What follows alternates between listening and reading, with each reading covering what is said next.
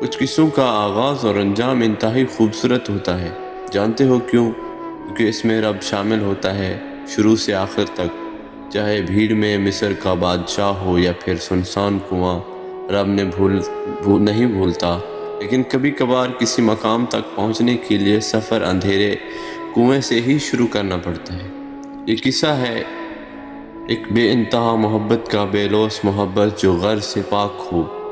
باپ کو بیٹے سے جدا کر دیا گیا تھا اور محبت کی انتہا اور شدت اتنی تھی کہ 40 برس بھی کم پڑ گئے تھے۔ رونے کو ایسا ہوتا ہے نا، ہم کسی بھی چیز کو کھو دینے کے بعد اپنا ہی نقصان کر بیٹھتے ہیں، یہ بھول جاتے ہیں کہ جس نے حالات پیدا کیے ہیں وہ اسے نکالنے کا سبب بھی بنا دے گا۔ ایسا ہی ہوا تھا، آنکھوں کی بینائی جاتی رہی، 40 برس روتے روتے گزر گئے۔ یہ قصہ بہت سے رازوں سے پردہ اٹھا دیتا ہے، چاہے وہ صبر ہو، توکل ہو یا پھر یقین و دعا کی آخری منزل ہو، یہ بہت اچھے سے سمجھا دیتا ہے۔ کیا تم جانتے ہو کہ عین اس لمحے ایسا کیا ہوا تھا جب یہ صبر و توکل کا پھل ملا تھا؟ اور نہ صرف اللہ نے نقصان پورا کر دیا، بینائی لوٹا دی، بلکہ یوسف علیہ السلام کو بھی واپس کر دیا۔ لیکن اس بار یوسف علیہ السلام نے عام نہیں تھے بلکہ خاص تھے، بہت خاص۔ جب گئے تھے تو خالی تھے، واپس آئے تو تخت و تاج لے کر آئے ہیں۔ تو یہ وہ لمحہ تھا جب یعقوب علیہ السلام کو پتہ چلا کہ یہ رب کی طرف سے آزمائش ہے، تو فوراً اپنی محبت سے دستبردار ہو گئے، سرنڈر کر دیا اپنے رب کے آگے۔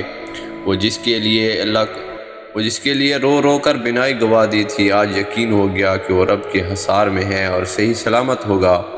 تو پیچھے ہٹ گئے کہانی سے، رب کو سپرد کر کے میں نے اپنی پریشانی اور غم کی فریاد اللہ سے کرتا ہوں، اور جیسا کہ میں اپنے رب سے واقف ہوں تو تم جانتے ہو اس کا حل کیا ہوگا۔ یہاں ہم غلطی کرتے ہیں، خود کو کہانی میں پیچھے رکھ کر رب کو آگے نہیں کرتے، اور رب کی صفت ہے وہ کہانی میں دوسرے تیسرے نمبر پر نہیں آ سکتا، اسے زیب نہیں دیتا، کیونکہ جو بڑا ہو اس کی شان کے لائق نہیں اسے کسی سے پیچھے رکھا جائے۔ جب تک اسے اپنے آگے نہ رکھا جائے کائنات حرکت میں نہیں آتی، اور جب نہیں حرکت میں آتی تو پاس کنویں سے بھی خوشبو نہیں آتی، لیکن جب کائنات حرکت میں آئے تو کئی میل دور سے خوشبو آنے لگتی ہے۔ پھر رب کی قدرت جیسے محسوس ہونے لگے۔ وہ سوچتا ضرور ہے کہ یہ بات اگر کہہ دی جائے تو شاید لوگ پاگل سمجھیں۔ یہی کہا تھا یعقوب علیہ السلام نے کہ اگر سٹایا ہوا نہ پاؤ تو سمجھو ایک بات کہوں، مجھے یوسف علیہ السلام کی خوشبو آ رہی ہے۔ آپ کی کہانی کا آغاز اور انجام بھی بہت حسین ہو سکتا ہے۔ کرنا یہ ہے کہ رب کو اس کی جگہ پر رہنے دیں، خود کو کہانی سے نکال کر باہر پھینکے۔ وہ قادر ہے آج بھی خوشیوں کا رخ آپ کی طرف پھیر دے گا، جو آپ کی نمناک آنکھوں کو پھر سے ٹھنڈا کر دیں گی۔ آپ اللہ کی ذات پر یقین رکھ کے وہ دعائیں کریں جو یونس علیہ السلام نے مچھلی کے پیٹ کے اندر کی تھی، جو یوسف علیہ السلام کا توکل تھا جب سب دروازے بند تھے۔ زلیخا نے گناہ کی دعوت دی، لیکن اللہ کی ذات کا یقین تھا تو وہ دروازوں کی طرف بھاگے، اور اللہ نے ان کے لیے 7 دروازے کھول دیے۔ تو جب ایسا ایمان رکھ کر ہم اللہ سے مانگیں گے، جیسے حضرت ابراہیم علیہ السلام کو آگ کے اندر پھینک دیا گیا، لیکن ابراہیم علیہ السلام کے لیے فرشتے بھی آئے، لیکن انہوں نے صرف اللہ کی ذات کو پکارا، اللہ نے ان کی مدد کی۔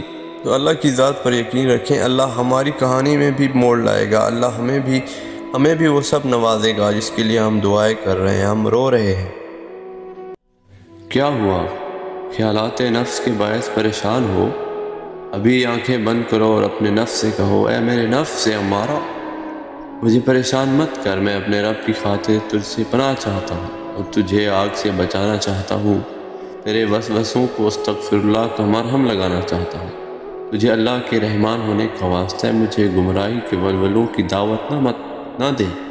تو بھی محبت کر اس رب سے جس نے مجھے تجھ پر قابو پانے کے لیے جنت کو واجب کر دیا ہے۔